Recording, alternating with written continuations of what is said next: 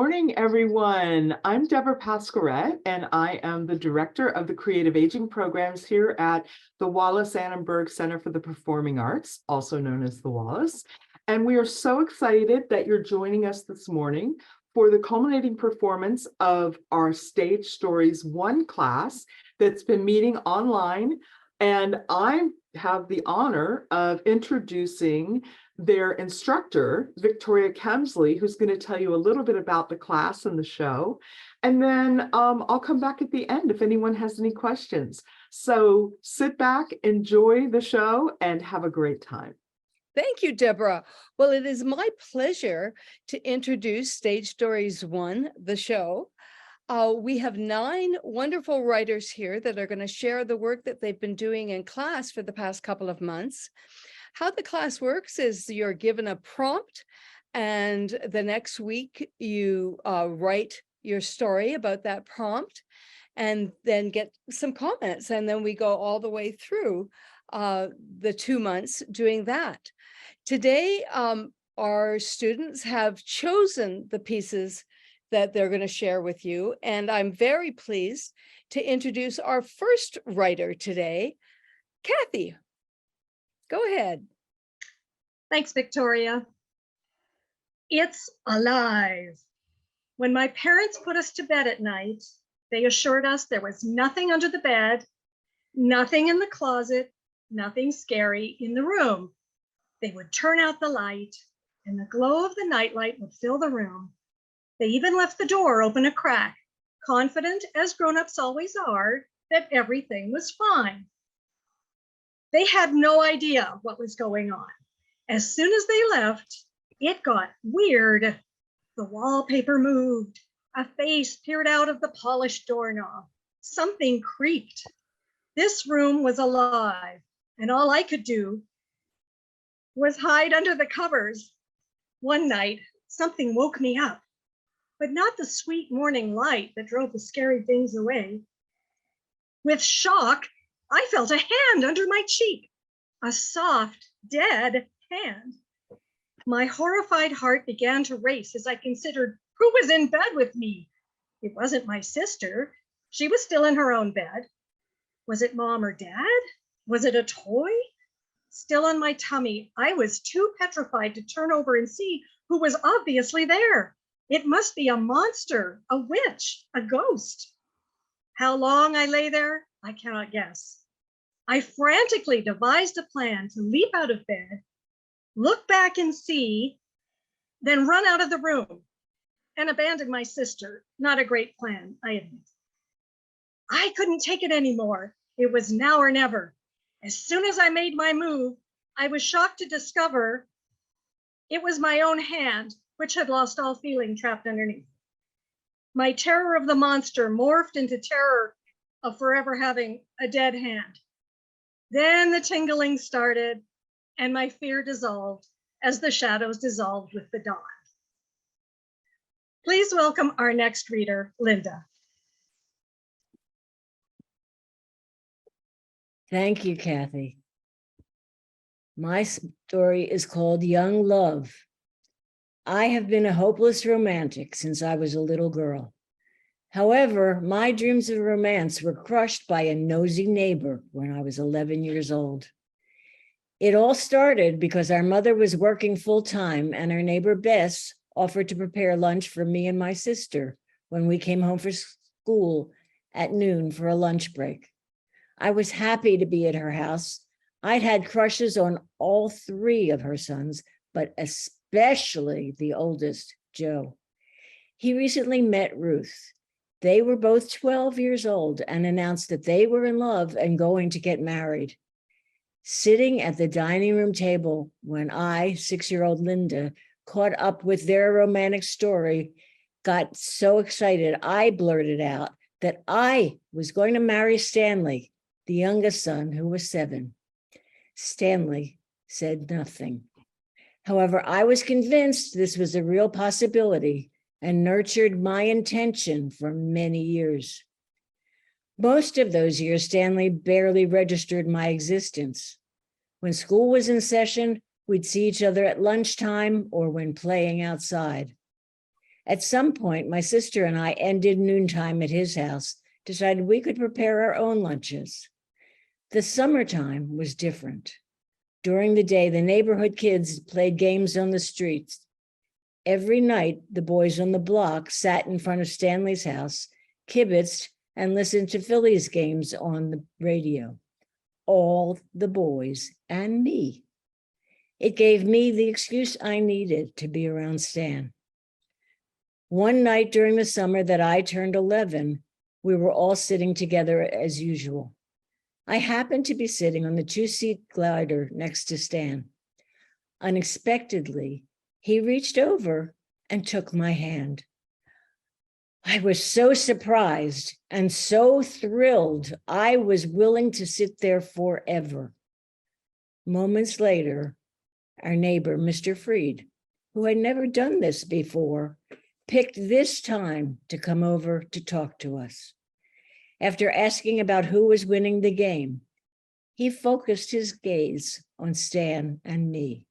In a very loud voice, he asked, "Are you two holding hands?" That ended that. Our hands separated as if they were burning coals, not to reconnect again. It wasn't until 6 years later, 7 years after Stan and his family had moved away, when he came back to visit the old neighborhood. And that was when Stan decided he wanted to hold hands again. I'm pretty sure my neighbor didn't understand why I never spoke to him again. Now it's my pleasure to introduce our next reader, Joan.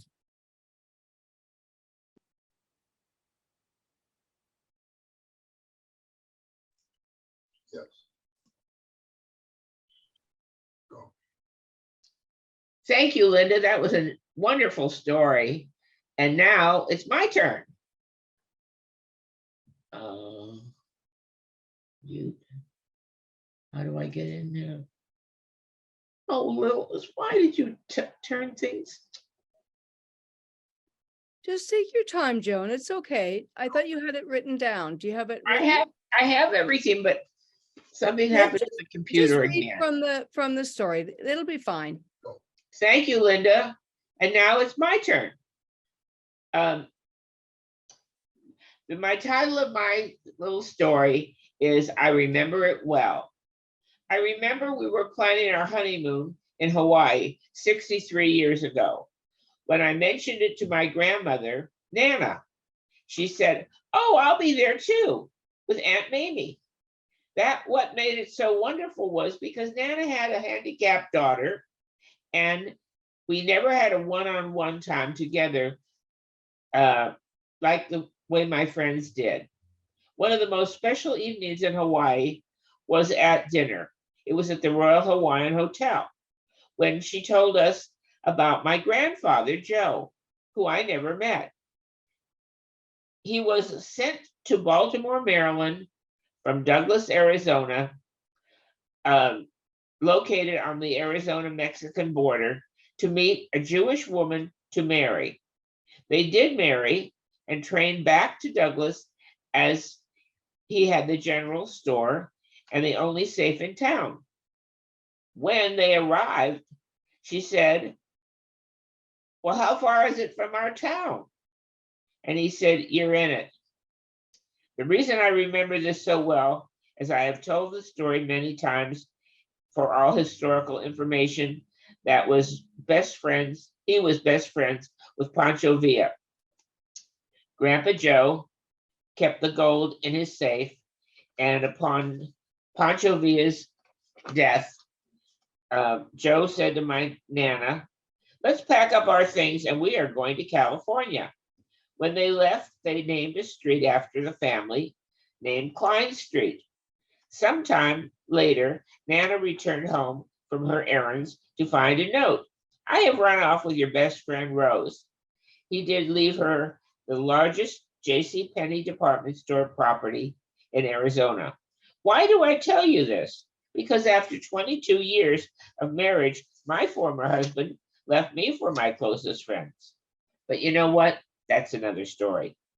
Now I would like to introduce Deb. And Thank you, Joan. My story is entitled Laughter Echoes in the Alps. Do the citizens of France have a sense of humor? That's been the topic of debate among many for some time. I can tell you that on one snowy night in the winter of 1992, high in the French Alps, I saw evidence that they do. As a marketing director for CBS, I managed a small team of young ladies working on site at the Winter Olympics in Albertville, France. It was an exciting assignment, and I was chosen for the job in part because I could speak some French. Mute yourself. One snowy evening, my group and I bundled into a taxi to have dinner at a picturesque A-frame restaurant in a nearby village.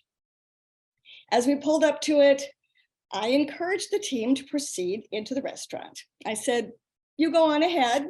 I can speak French," to the driver, "and I'll pay the fare." I admit it, I was showing off. I turned to the driver and in my best French accent, confidently asked him, "C'est combien avec la poubelle?" What I meant to say was, "How much is it with the tip?" But what I actually said was, "How much is it with the trash bin?" Now this driver actually wore, and I'm not kidding, a beret. Under it, his face was very round and very red. He burst into laughter when I made my mistake. His face got redder and redder. I've never actually seen a Frenchman wearing a beret. I've definitely never seen one guffaw. After years of studying French, I was so embarrassed, but the driver was really entertained. Over his peals of laughter, I quickly corrected myself, paid, and ran into the restaurant. The team had been watching from the window in the restaurant and asked, why was the driver laughing so hard? I came clean and we all had a good laugh. And now it's my pleasure to introduce our next reader, Jerry. Thank you, Deb. My story is Rocky Climb. My poor old Carmen Gia rattled up the rutted road, climbing into the Wyoming hills. I slowed, shifted into second gear, then first, and finally stopped in the dirt parking area amidst the magpies, big birds adorned in black and white. Sitting a moment, I wondered what surprises these 2 weeks at the Audubon camp had in store for me. Well, I enjoyed the classes, marvelous outings, okay food, good company. On Wednesday, we could choose our activity. Surveying the list several times, my eyes repeatedly came to rest on rock climbing. That surprised me because my body rebels looking down from high places. Yes, I went up to Seattle Space Needle and Chicago Sears Towers, but my view was always restricted because my back was pressed against the inside wall. Wednesday came all too soon. The 50-foot high rock face loomed, but knees shaking, I strapped on the safety harness, reached up for the first handhold and pulled, the first foothold and pushed, then next and next.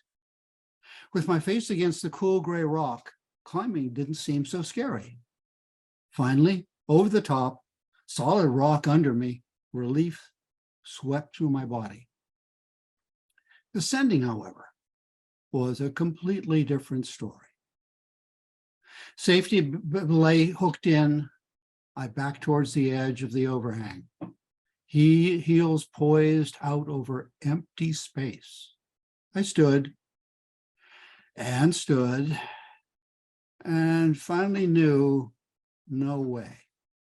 My feet scooted back onto solid ground, and when my breathing finally slowed to normal, I walked down the sloping side of the rock back to camp for more classes and hikes.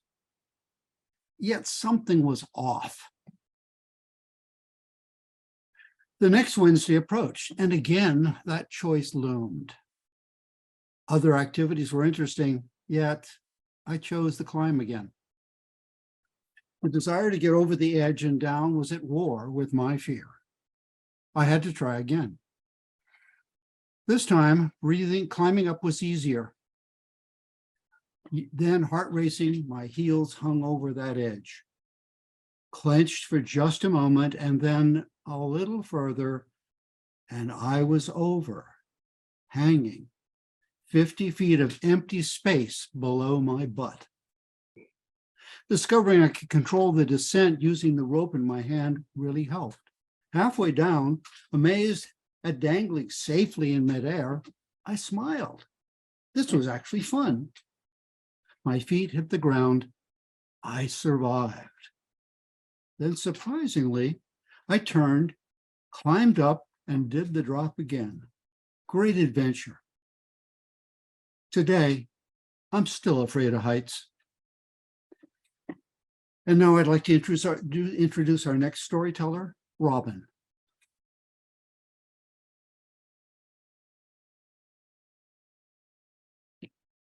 Thank you, Jerry. Hi, my name is Robin, and the name of my piece is The Rotted Plank.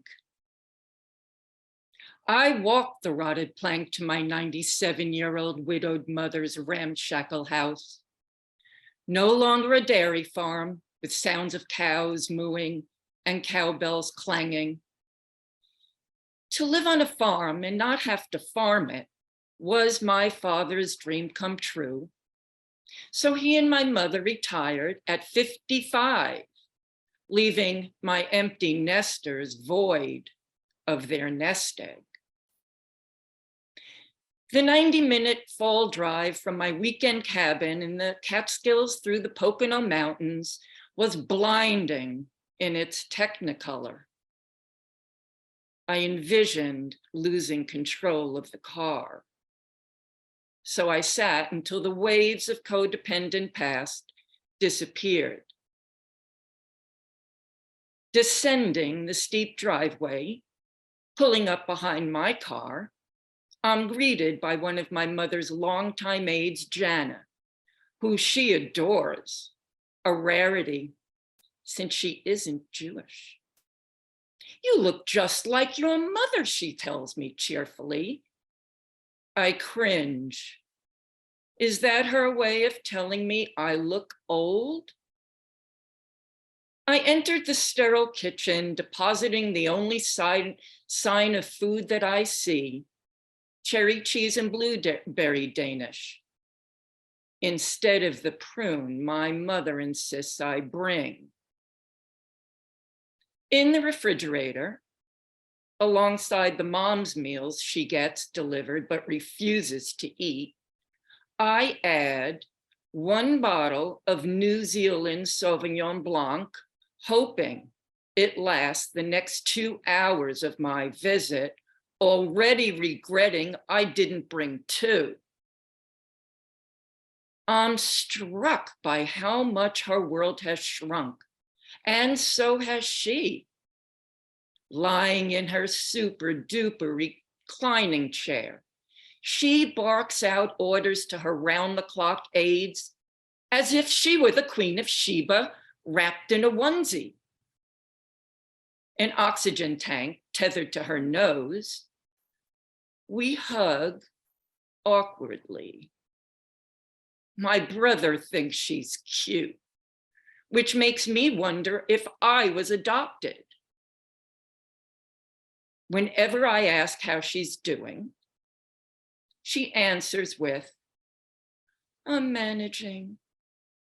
A familiar phrase my father used to answer the same question to before his death 3 years ago, as if that keeps his presence in the house alive, yet his leftovers have been relegated to the basement. When I attempt to make conversation, she nods and smiles in a way that tells me she can't hear shit, which is a good thing in case I'm tempted to take one last stab at mending our broken relationship.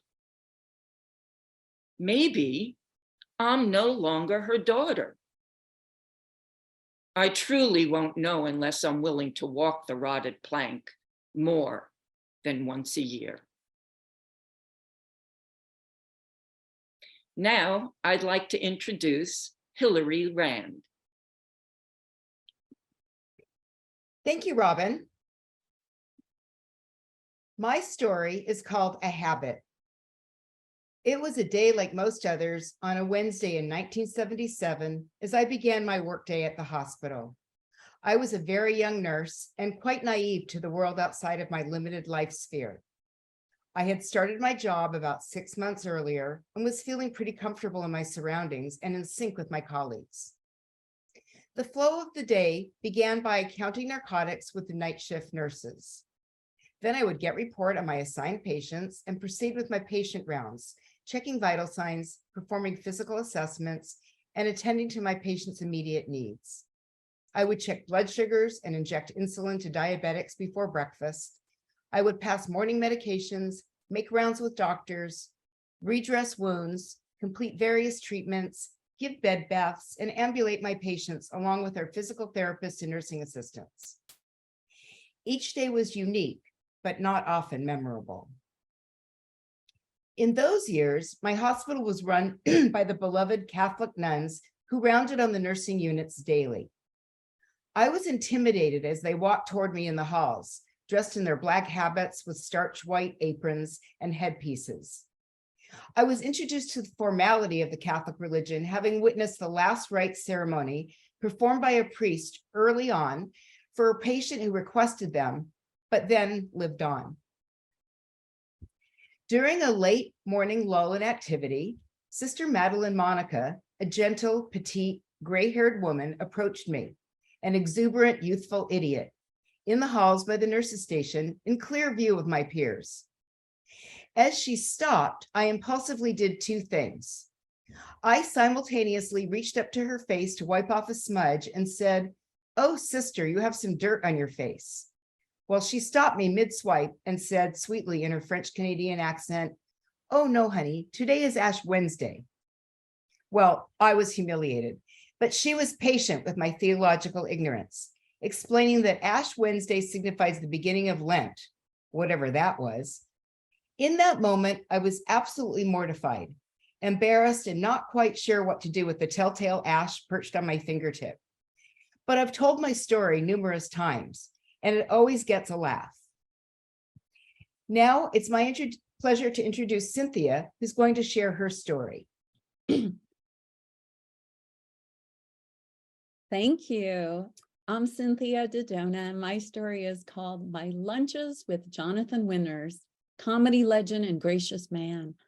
I remember with delight meeting the legendary comedian and creative genius, Jonathan Winters. I first met him working on a photo shoot at his Montecito home. When I asked if I might interview him in the future, Jonathan nodded and told me to ask his son. So I did.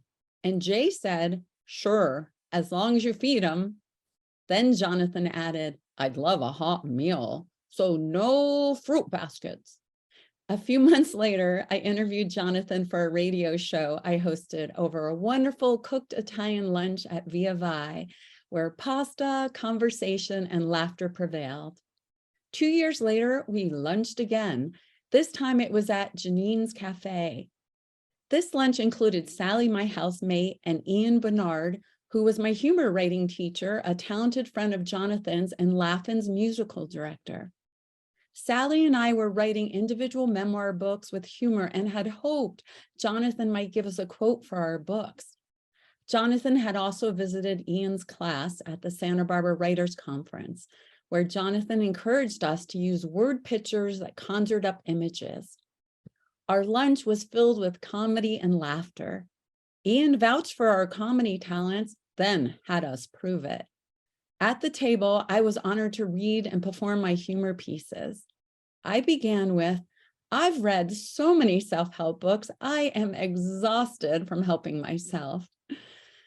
Yet I did learn how loving oneself influences everything.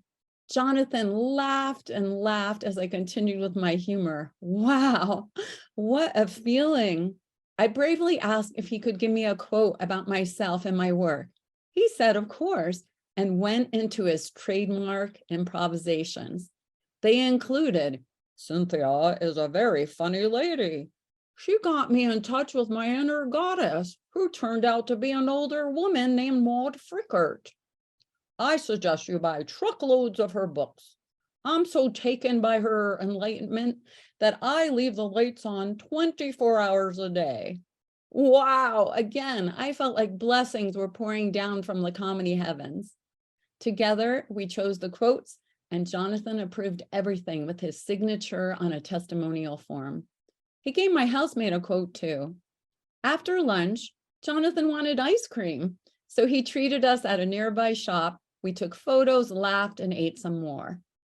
In one of his books, he says his daughter Lucinda thanked him for teaching her to fearlessly express herself. He greatly inspired me too.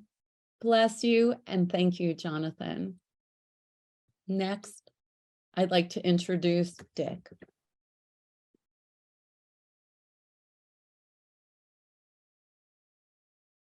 Hi. The name of my piece is Laying It on the Line. I would like to think that I've always been authentic. Unfortunately, early in my life, that wasn't always the case. But when something very important was on the line, like the quality of the rest of my life, I knew absolute truth was required. I met a woman who was everything I dreamed of and more. She was intelligent, beautiful, gracious. If it wasn't love at first sight, it was the next thing to it. I knew if I didn't try to interest her, I would be losing a chance at something wonderful. We met when she purchased a computer system from my company. Adapting the system to meet her business needs required significant time with her. The more time I spent with her, the more I knew I wanted a personal relationship. After a couple of weeks, I got the courage to ask her out for lunch. She was always so gracious, I couldn't tell if she returned my interest, but she did agree to lunch, so I had hopes. At the time, I was struggling to emerge from the lowest time of my life. I'd been married twice. The first lasted 19 years and ended mainly because of my infidelities. The second lasted 8 years and ended when my wife left me for another man, taking our joint business with her. I had a significant interest in a startup software company, but like most startups, we had potential, but very little cash. I was 47 years old, twice divorced, and starting over in life. Not a very impressive suitor. I had little to offer her, but I knew that to have the kind of relationship I desperately wanted, I'd have to be totally honest. So I told her everything: my marital failures, my current circumstances, and my desire for our relationship to extend beyond business. Throughout my confession, she was her usual attentive self. When I finished, she smiled and touched my hand and simply said, "We'll see how it goes." That was the beginning of our 35 years together as friends, partners, and lovers. Being honest with her was the best decision of my life. And now I'd like to invite all of our readers back.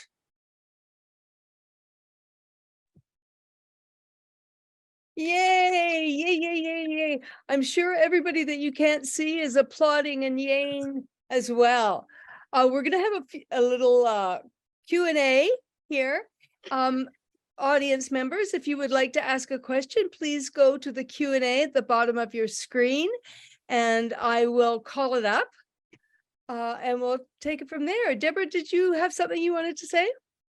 I just wanted to say you guys are fabulous. What fantastic stories, and very professional. I would never know this is your first class doing this. It was fantastic. So thank you. Thank you for letting me be here to join in with you. Yeah, I just thought they were terrific, and you interpreted your stories in such an interesting and committed way. I really enjoyed them. So let's have a couple of little questions. And the first question I would like to ask, and just put your hand up if you'd like to answer, is what brought you to this class? What inspired you to come and take Stage Stories 1? Yes, Kathy. My sister made me do it. And sister, please put your hand up too, so we can tell who that is. There's the sister. Yes, I did. I made her because Kathy won't say this, but she's an amazing writer, and she had a regular column in the Calgary Sun newspaper for years, sort of an Irma Bombeck kind of thing. And I've always wanted to be my sister, so you know. Who wouldn't? Who wouldn't? Who wouldn't? Indeed. Well, we're very glad that you're here. And for the audience, I would like you to be aware that Deb is down here in California, but Kathy is up in Alberta. So we've got cross-national participation in this class. Great. Who else would like to tell us why you came in? Yes, Hillary Rand. Hi, unfortunately, our gardeners just got here. So I'll make it brief, but I feel like I've always had a talent, Because and I haven't done a lot of writing, but I feel drawn to it. And so I really enjoy the opportunity, and it got me to write. So start video. That's great. I'm so glad that you did, Randy, and we'll look forward to seeing you in the next class. And of course, next week when we get together privately. Would anybody else like to let us know? Yes, go ahead, Dick. Excuse me. It was my friend Rosalie, who was a longtime veteran of your stories classes. I get to read hers every week, and that inspired me to take a crack at it myself. Well, I'm so glad you did, Dick. It's delightful to have you here. Jerry, did you have your hand up? Yeah. The same reason we saw our dear friend Ruth, and we saw her performance last time, and just love her and decided to join. Yeah, we love her too, and Rosalie. That's great. Now let's hear from Linda. Was that the same reason that Ruth encouraged you to join in? That's Yes, great. Yes, it was. She was delightful, and we thought we would like to try to do that too. I know she is delightful. I hope I get to see her this week sometime.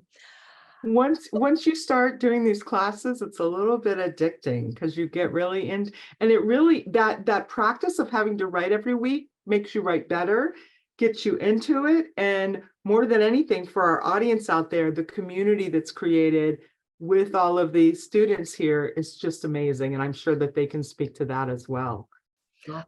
Yeah, and that, when it comes to community, I know that at the very first class, we talked about how, look at each other and you don't know each other. And now, 8 weeks later, you do. Did anybody have that sensation that they all of a sudden feel bonded with the people that over Zoom? Yeah. Great. Now, I have one more question, then we're going to let everybody go. And that is, for the audience to know, as I said, we get a prompt, or the students get a prompt every week. And we didn't explain what prompt brought you to the story that you told today. But was there a prompt that you were most attracted to or most repelled by? I've told you before that there were times when I would be taking this class and I'd say, oh no, I can't do that. That's stupid. That's a stupid prompt. And then I would do it and love it. So that's the magic of the Deborah Pascaret system. Did anybody have a prompt they particularly liked? Yeah, Jerry. Well, the story was about fear. The prompt was fear early in your life, and we've been given permission to move things around a little bit how they fit, and so that's how my story came about. Yeah, so it was maybe the most frightened that you ever were, if not necessarily the first time you were frightened. Yeah. What about you, Cynthia? The prompt that prompted the Jonathan Winter story was, I think it was when you saw someone again that you hadn't seen in years. So I thought about seeing him repeatedly. And it was just wonderful, because I used to live in Santa Barbara where he was, and you would see him around town and he'd have a circle around him, maybe telling jokes, but then he was very gracious. But that was amazing that story was in me. And I'm thinking without the class, it might not have come out. Isn't that amazing? Yeah. So the prompts really I'm sure there's work. not one person here who doesn't wish they were in your position and got to hang out with really a Jonathan blessing. Winters. I feel so blessed by that. Yeah. Gracious man. Yes, Randy. Well, Cynthia, that was my favorite story of yours. Oh, thank Number you. one. I enjoyed writing I Am From, because we wrote about, it was very personal for all of us, and I think it was really it was intimate. And my story was written about my family, and both of my parents are very old now, so I'm thinking about all these things. It was really good to put some of it on paper. Yeah, that is an amazing prompt. Oh, wait a minute, what's happening here? I think I'm just gonna Joan, you have I think Joan was sharing her yeah, screen. there we go. She was sharing her screen. Anybody else want to comment on a prompt that was meaningful or important for them? Oh, okay. Deborah, oh, Jerry, yeah. I don't, because they stop you from coming on. I don't understand it. You're on, just tell her. Start my video. All right, go ahead. Okay, hang on one second. Let me just fix some things here for Joan. Okay, so we can see you, Joan, but you're on mute. Did you have a comment you wanted to make? I'm going to unmute you, Joan. Unmute. Okay, yes. Okay. I thought the stories were presented beautifully, and I know it takes a lot of work. I'm happy to state that I'm glad I did it, and I have two friends that are taking Deborah's classes, and they gave me the feeling of I can do this. And I think using the computer is helpful because I can use spell check, I can reread it, I can really study it online. And I think that's been very good for me. That's great, Joan. Well, we're so glad you were here. I'm Yeah, glad to Jerry. be here. Jerry.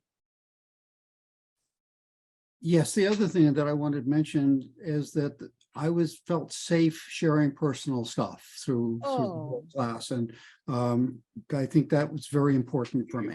Here's you.